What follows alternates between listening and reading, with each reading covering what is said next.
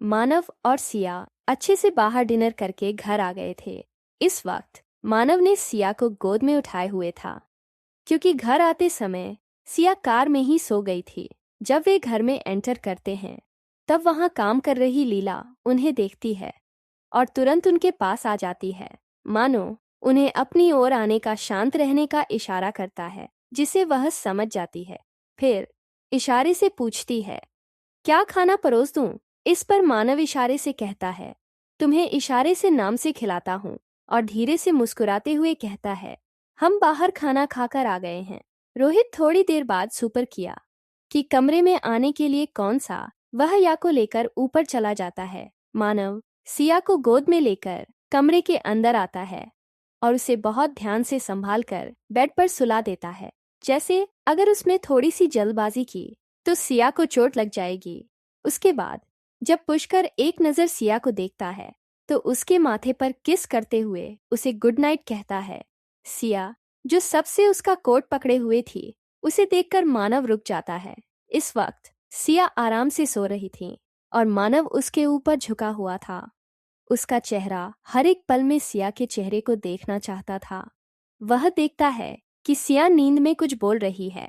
यह देखकर वह थोड़ा सा नीचे झुकता है और अपने कान को उसके मुंह के करीब करता है, ताकि वह सुन सके कि वह क्या बोल रही है।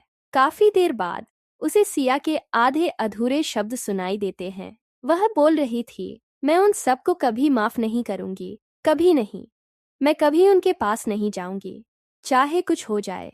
मैं कभी अपना नहीं मानूंगी।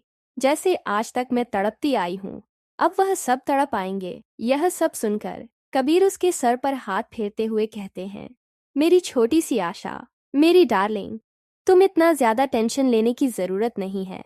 तुम कभी भी उनके पास नहीं जाओगी, चाहे तुम खुद ही क्यों ना चाहो। यह कभी नहीं होगा। बहुत इंतजार किया है मैंने तुम्हारा, सालों से। तुम्हें पता है, मैंने कहा था कि तुम कभी मुझे मिली ही नहीं, और जब मैं मिला तब तुम्हारी इस हालत को देखकर तुम्हें पता है, यहां ये कह सकती हो। अपने दिल की ओर इशारा करते हुए बोला, पहली बार माँ बाबा से जाने के बाद दर्द महसूस हुआ। तुम्हें पता है, तुम मुझसे अब इतना परफेक्ट करने लगी हो कि मैं तुम्हें बता भी नहीं सकता, जिसके लिए आज तक किसी के जीने मरने से रत्ती भर भी फर्क नहीं पड़ा। आज तुम्हारी हर एक हंसी, हर एक आंसू देखकर यहाँ उठ जाती है। कल सबसे ज्यादा दुख इस बात का है कि तुम मुझे पूरी तरह से भूल गई थी। अगर मैं तुम्हें दोबारा नहीं मिलती तो शायद तुम्हें कभी इस बात का एहसास नहीं होता कि मैं हूं भी या नहीं। तुम मुझे भूल गई थी। बहुत मुश्किल से तुम्हारा विश्वास, तुम्हारा दिल, तुम्हारा भरोसा जीता है। मैं इतनी आसानी से तुम्हें खुद से दूर नहीं जाने दूंगा, कभी नहीं। मानव जब यह सब बोल रहा था, तब उसकी आवाज में और शब्दों में एक अलग ही जुनून और पागलपन महसूस हो रहा था। पर जैसे यह सब महसूस होना चाहिए था, वह तो पूरी तरह से सो रही थी। मानव, जो कब से उसके चेहरे को देख रहा था, उसकी नज़र बार बार सिया के उन हार्ड शेप रेड लिप्स पर जाती है। उन्हें देखकर उसे अपने अंदर एक अलग ही बेचैनी महसूस हो रही थी। पर उसका ध्यान तब टूटा जब बाहर दरवाजे पर किसी ने खटखटाया। बाहर लीलाजी खड़ी थीं, जिन्हें मानव ने थोड़ी देर बाद ऊपर आने के लिए कहा था, इसीलिए वह ऊपर आ गई थीं। मानव जल्दी से सिया के बाल बड़े ही आराम से और प्यार से अपने जैकेट से अलग करता है और सीधा खड़ा हो जाता है। एक नज़र सिया को देखकर दरवाजे की ओर चला जाता है, जहां लीलाजी खड़ी थीं। वह उन्हें सिया के कपड़े बदलने और कुछ कंफर्टेबल नाइट सूट पहनने के लिए बोलकर वहां से चला जाता है। अगर और थोड़ी देर वह वहां रुकता तो उसे खुद पता नहीं था कि वह क्या करता। उसे सिया को देखकर अपने अंदर एक अलग ही बेचैनी महसूस हो रही थी। खासकर जब से वह इतने करीब था, उसके अंदर एक अलग ही फीलिंग आ रही थी, जिससे वह आज से पहले कभी महसूस नहीं किया था। अपने दिमाग में आ रहे अजीबोगरीब बातें और अपनी अंदर की बेचैनी को खत्म करने के लिए बेचारगी से सीधा बाथरूम में जाकर शावर के नीचे खड़ा हो जाता है। तब उसे थोड़ी राहत मिलती है।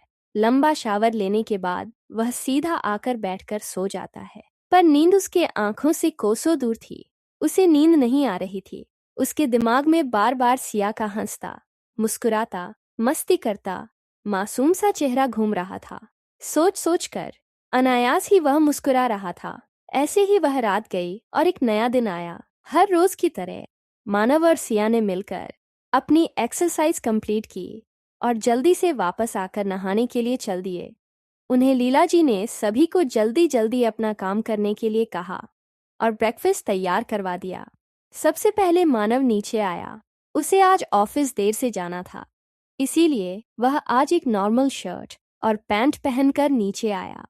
डाइनिंग टेबल पर बैठकर उसने इंतजार करने लगा। वही थोड़ी देर बाद सिया उनके पास आई, जिसमें इस वक्त एक टी शर्ट और शॉर्ट्स पहने हुए थी। अपने बालों का मेसी बन बना हुआ था। वह इस वक्त बहुत ज्यादा कैजुअल लुक में थी। वह सीधा आकर अपनी सीट पर बैठ जाती है और लीला जी को देखकर कहती है, प्लीज जल्दी से खाना दे दीजिए, भूख से मर रही हूँ। उसकी आंखें नौटंकी शुरू कर देने वाली इन अदाओं पर लीला जी के चेहरे पर एक छोटी सी मुस्कुराहट आ गई। वह उसके दाल को फैलाते हुए बोलती है, अभी नाश्ता लेकर आती हूँ मेरा बच्चा। उसकी बात सुनकर सिया अपने टिमटिमाते हुए आंखों के साथ देखने लगती है, जिसे देख लीला जी वहां से चली जाती हैं। फिर वह मानव की ओर देखती है, जो इस वक्त अपने मोबाइल पर कुछ इम्पोर्टेंट ईमेल चेक कर रहा था। पर हमारी मैडम को इससे क्या फर्क पड़ता है। उसने एक झटके से उसका फोन उससे छीन लिया, जिसे देखकर मानव को दूरने लगा। मानव को अपनी घूरता देख लिया, क्योंकि एक तो तुम यहाँ मुझसे बात करने की जगह इस मोबाइल को लेकर बैठे हो, और दूसरी बात, कभी कभार ही तुम लेट ऑफिस जाते हो, उस समय तो थोड़ा आराम कर लिया करो। अगर एक दिन थोड़ा आराम कर लोगे तो मुझे नहीं लगता कि तुम्हारी कंपनी बैंकक्रप्ट हो जाएगी। इतना तो पैसा है ना तुम्हारे पास। मानव उसकी यह नौटंकी देखकर कुछ नहीं कह सकता था, क्योंकि सिया हमेशा ऐसे ही करती थी। उसे हमेशा ऐसा ही चाहिए था कि जब भी वह उसके आस पास हो तो उसका पूरा ध्यान सिर्फ और सिर्फ उस पर हो, न कि किसी चीजों पर। और अगर ऐसा ना हो तो उसे बहुत ज्यादा गुस्सा आ जाता था।